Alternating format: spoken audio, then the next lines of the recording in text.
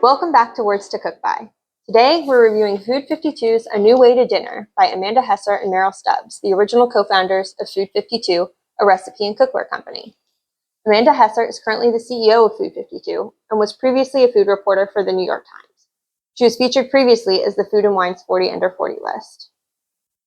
Merrill Stubbs is currently on the board of directors for Food 52, is an accomplished food writer who was trained at Le Cordon Bleu in London and previously worked in the Cook's Illustrated Test Kitchen and at the Flour Bakery in Boston. A New Way to Dinner is billed as a playbook of recipes and strategies for the week ahead. It aims to streamline weeknight cooking with a focus on efficiency, creativity, and practical strategies. It's structured around the seasons, with 4 weeks of meal with desserts for each season, in total covering 16 weeks of meals plus a bonus pasta section for quick meals.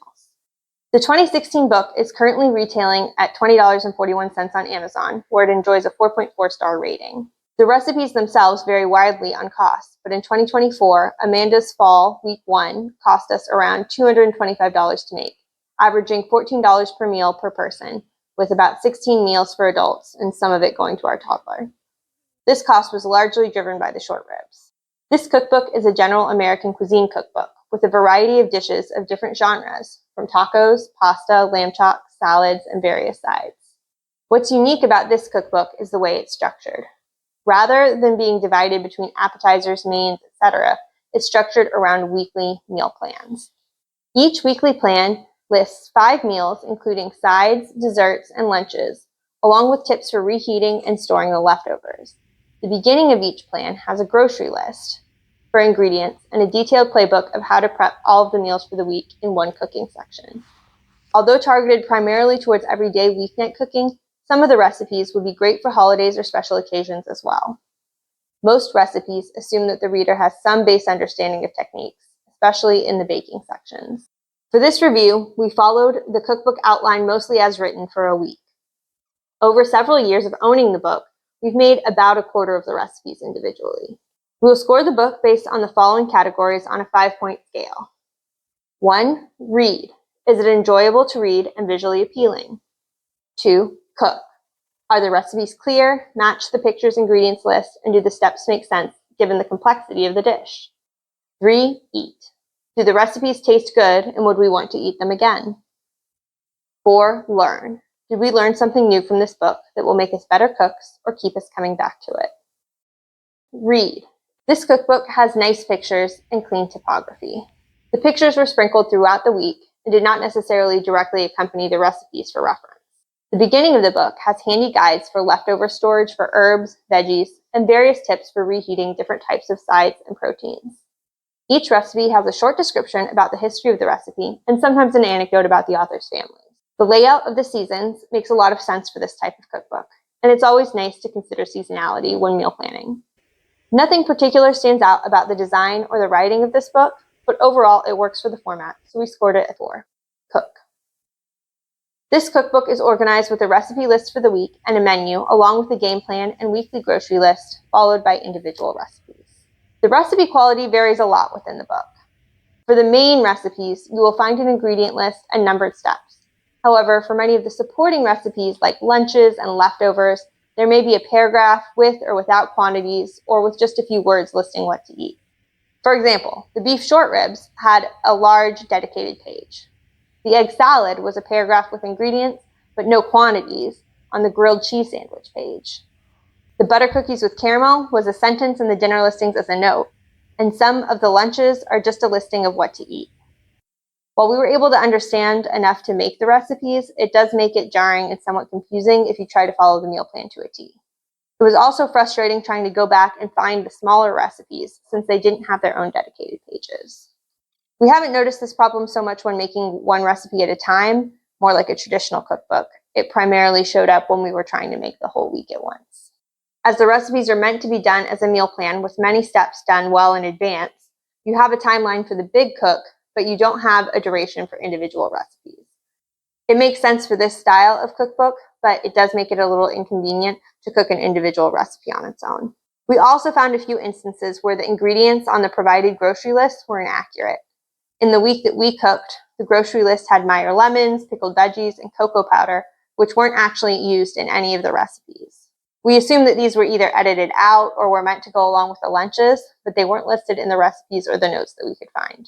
Cooking with the meal plan took longer than the estimated timeline provided, even when factoring in the breaks that we took to feed the baby and ourselves. It was a long, extended period of cooking that didn't seem practical to do on a regular basis, and trying to get everything out exactly on time for the game plan actually added to the stress of cooking rather than making it easier. In the future, we would probably make our own meal plan, taking our favorite recipes and supplementing with store-bought items to reduce the number of things that you are cooking all at once. On the plus side, following the meal plan, we found that on weeknights, we generally had dinner on the table in 15 minutes or less.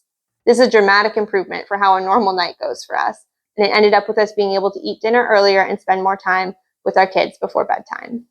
It was also great to have the whole meal, including sides and desserts, planned out ahead of time, so there was no mental load needed to decide what to eat during the week.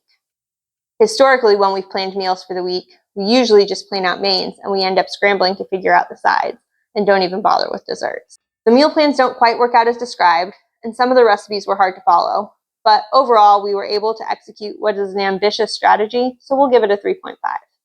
Eat. When it came to the mains themselves, there was a fair amount of variability. The pan-roasted chicken is one of our favorites, and we make it a dozen times a year. We've also made the short ribs during the holidays before. The pasta with garlic, tomatoes, and basil and brie is simple and satisfying. While we didn't film the grilled pork chops and hacked romesco, it's great as well, especially the romesco sauce. There are many recipes that get a thumbs up or multiple thumbs up, where we make them again and again year after year. That being said, there are others that are just all right. The butternut squash puree was fairly plain, and we thought it needed either some cheese, some acid, or some aromatics to punch it up. We also didn't love the roasted tomato soup for the effort, preferring our go-to store-bought jar brand. And while we liked the chocolate olive oil cake, it needed some whipped cream or maybe some orange zest to really elevate it. A poached tuna recipe we made previously was also underwhelming. Some of the leftovers recipes were great. We really liked the chicken salad with fennel. Others felt like they were trying too hard to show you can add variety, but really they just added unnecessary complexity. Just eat leftover cake, there's no need to turn it into an ice cream parfait. In general, I would stick with the main recipes versus the supporting acts, but overall, we gave this category a 4. Learn. Last but not least, did we take something away from this book? We found this to be a good premise and a good way to show how to think about and approach meal planning. Even though we would probably not do the full meal plans exactly as listed again, it did get us thinking about how to be more deliberate with making large batches at the start of the week that can be made into multiple things. Although this book doesn't directly teach any particular techniques, and it assumes some cooking knowledge, a lot of the base recipes are easily riffable to add on to other meals. For example, the pan-roasted chicken or the quick pickled onions. We don't typically think about what the best ways to store and reheat leftovers are, and so we also appreciated the detail built into the meal plans and also in the beginning section of the book. So for this category, we give it a 3.5. Before we go into the final score, if you enjoyed this review and want to stay up to date on the latest reviews, don't forget to like, subscribe, and hit that bell icon so you'll never miss out on our latest content. Final score. Overall, we give this book a 3.75. This book covers a lot of ground and attempts to do it in a unique way that makes us think a little differently about how we cook for the week and how we can claw back precious time on the weeknights. Most of the recipes are tasty, and there are several that have made it into our regular rotation. With dual careers and 2 kids, we found that this can be a great book for families, although we recommend picking and choosing to suit your family rather than following the meal plans exactly. Have you tried a new way to dinner, or do you have a favorite cookbook of your own? Drop us a comment below. We'd love to hear from you.